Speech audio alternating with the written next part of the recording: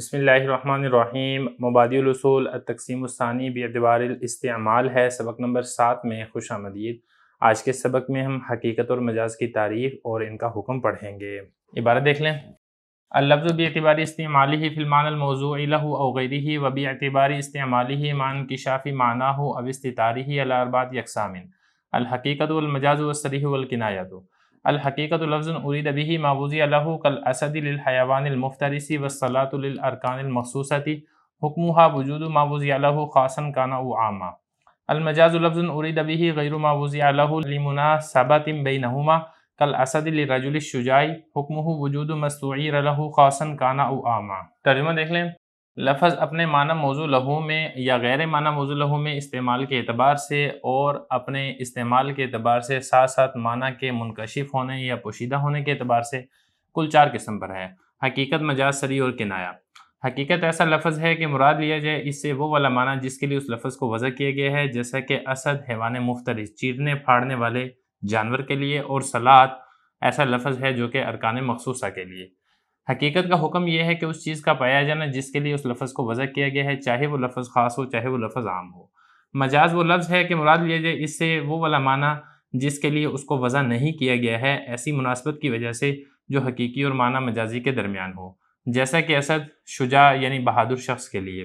اور اس کا حکم پایا جانا اس معنی کا جس کے لیے اس لفظ کو مستعار ادھار لیا گیا ہے، عاریت کے طور پر لیا گیا ہے، چاہے وہ لفظ خاص ہو چاہے وہ لفظ عام ہو۔ عبارت ہو چکی ہے، ترجمہ ہو چکا ہے، اب چلتے ہیں اس کی تشریح کی طرف۔ جیسا کہ میں نے آپ کو بتایا تھا کہ 4 تقسیمات ہیں جن کی ٹوٹل قسمیں 20 بنتی ہیں۔ ان میں سے جو پہلی تقسیم ہے اور اس کی جو 4 قسمیں ہیں، خاص، عام، مشترک، مؤول، یہ ہم گزشتہ سبقوں میں پڑھ چکے ہیں۔ یہاں سے لفظ کی دوسری تقسیم بیان کی جا رہی ہے، وجہ حصر کے طور پہ اس کو سمجھ لیتے ہیں۔ دیکھیں، لفظ کا استعمال اپنے معنی موضوع لہو میں ہوگا یا پھر اپنے معنی غیر موضوع لہو کے اندر ہوگا۔ اس اعتبار سے لفظ کی 2 قسمیں بنیں گی، حقیقت اور مجاز۔ اور لفظ کی مراد واضح ہے یا پھر واضح نہیں ہے، اس اعتبار سے لفظ کی 2 قسمیں مزید بنیں گی، صریح اور کنایہ۔ ان میں سے جو پہلی اور دوسری ہے یعنی حقیقت اور مجاز، یہ ایک دوسرے کے مقابل ہیں، اور جو تیسری اور چوتھی ہے یعنی صریح اور کنایہ، یہ ایک دوسرے کے مقابل ہیں۔ سب سے پہلے بات کر لیتے ہیں حقیقت کی۔ حقیقت وہ لفظ ہے جس سے اس کا معنی موضوع لہو مراد لیا گیا ہو، یعنی اس سے وہ والا معنی مراد لیا گیا ہو جس معنی کے لیے اس لفظ کو وضع کیا گیا ہے۔ مثال کے طور پہ شیر سے مخصوص درندہ، اور اسی طریقے سے جو لفظ صلاۃ ہے اس سے ارکان مخصوصہ یعنی نماز بول کر اس کے جو مخصوص ارکان ہیں جس کو ہم نماز کہتے ہیں وہ مراد لینا۔ اب ذرا عبارت دیکھیں، فرما رہے ہیں کہ لفظ اپنے معنی موضوع لہو میں یا غیر معنی موضوع لہو میں استعمال کے اعتبار سے، اس میں دیکھیں 2 قسمیں بنیں گی، ایک بنے گی حقیقت اور دوسری بنے گی مجاز۔ اور لفظ اپنے استعمال کے اعتبار سے ساتھ ساتھ اس کے معنی کے منکشف کھلنے یا پھر اس کے معنی کے مستتر پوشیدہ ہونے کے اعتبار سے، اس میں 2 قسمیں بنیں گی، ایک ہے صریح اور دوسری ہے کنایہ۔ تو یہ جو ہے نا صریح اور کنایہ، اس کا تعلق ہے انکشاف معنی یا استتار معنی کے ساتھ، اور یہ جو ہے نا معنی موضوع لہو یا غیر معنی موضوع لہو میں استعمال ہونا، اس کا تعلق ان 2 کے ساتھ ہے، حقیقت اور مجاز کے ساتھ۔ تو ان چاروں کو ملا کے کہہ دیا گیا کہ کل 4 قسمیں بنتی ہیں۔ سب سے پہلے حقیقت کا بتایا کہ حقیقت ایسا لفظ ہے ارید بہ، مراد لیا جائے اس سے، یہ جو بہ میں ہی ضمیر ہے یہ لوٹ رہی ہے لفظ کی طرف، یعنی اس لفظ بول کر مراد لیا جائے ما، وہ معنی وضع کیا گیا ہے، لہو جس کے لیے، ہو اس کو، یہ جو ہو ضمیر ہے یہ لوٹ رہی ہے اس لفظ کی طرف، اور وضع کے اندر جو ہوا ضمیر ہے جو نائب فاعل بن رہی ہے یہ لوٹ رہی ہے میم الف ما کی طرف، یعنی وہ معنی جس معنی کے لیے اس لفظ کو وضع کیا گیا ہے، اگر لفظ بول کر وہی والا معنی مراد لیا جاتا ہے تو پھر اس کو حقیقت کہا جائے گا۔ جیسا کہ لفظ اسد، اگر آپ اس کا اطلاق کرتے ہیں حیوان مفترس پہ، اسد کا جو لفظ ہے اگر یہ بول کر آپ ایک مخصوص جانور جو کہ چیرنے پھاڑنے والا شیر ہے اگر آپ وہ مراد لیتے ہیں تو آپ یہ کہیں گے کہ آپ لفظ کو اس کے حقیقی معنی کے اندر استعمال کر رہے ہیں۔ یہ اسی طریقے سے لفظ صلاۃ کو ارکان مخصوصہ، مخصوص ارکان جس کے اندر قیام ہے، جس کے اندر سجدہ ہے، جس کے اندر رکوع ہے وغیرہ ذالکہ، اگر آپ ان کے لیے استعمال کرتے ہیں لفظ صلاۃ کو تو آپ یہ کہیں گے کہ آپ لفظ کو اس کے حقیقی معنی کے اندر استعمال کر رہے ہیں۔ اس کے بعد آگے اس کا حکم دیکھیں، فرما رہے ہیں کہ پایا جانا اس معنی کا جس کے لیے اس لفظ کو وضع کیا گیا ہے، چاہے وہ لفظ خاص ہو چاہے وہ لفظ عام ہو۔ دیکھیں، لفظ کا حقیقی معنی مراد لیا جائے گا، نہ تو اس کے لیے کسی قرینہ کے پائے جانے کی ضرورت ہے، نہ ہی کسی نیت کے پائے جانے کی ضرورت ہے، بہرحال اس کا جو حقیقی معنی ہے وہ ثابت ہوگا، اور لفظ بول کے اس کا حقیقی معنی یہ مراد لیا جائے گا، چاہے وہ لفظ خاص ہو چاہے وہ لفظ عام ہو۔ اس کے بعد آگے دیکھیں دوسری قسم، مجاز ایسا لفظ ہے کہ مراد لیا جائے بھی، یہاں پر بھی ایسے ہی ہوگا، بھی میں جو ہی ضمیر ہے یہ لوٹ رہی ہے اس لفظ کی طرف، غیر ما علاوہ اس کے، یہ جو میم الف ما ہے اس سے مراد ہے معنی، علاوہ اس معنی کے وضع وضع کیا گیا ہو لہو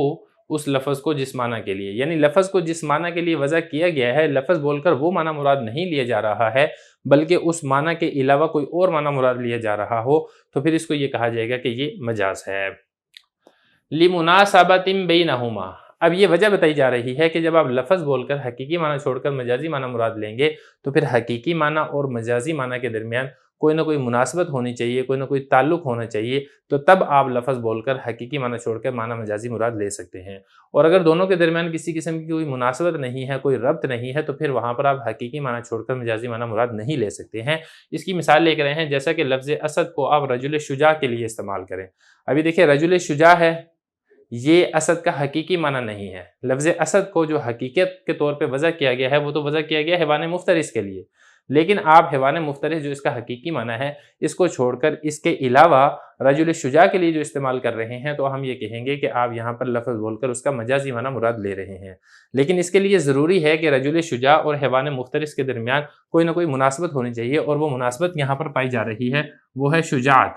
بہادری۔ چونکہ بہادری شیر کے اندر بھی پائی جاتی ہے، رجل شجاع کے اندر بھی پائی جاتی ہے، تو اس مناسبت کی وجہ سے جو حقیقت اور مجازی معنی کے درمیان پائی جاتی ہے، آپ حقیقی معنی چھوڑ کے معنی مجازی مراد لے سکتے ہیں۔ آگے اس کا حکم دیکھیں، فرما رہے ہیں کہ پایا جانا ما اس معنی کا استعیرہ مستعار لیا گیا ہے، عاریت کے طور پر لیا گیا ہے، لہو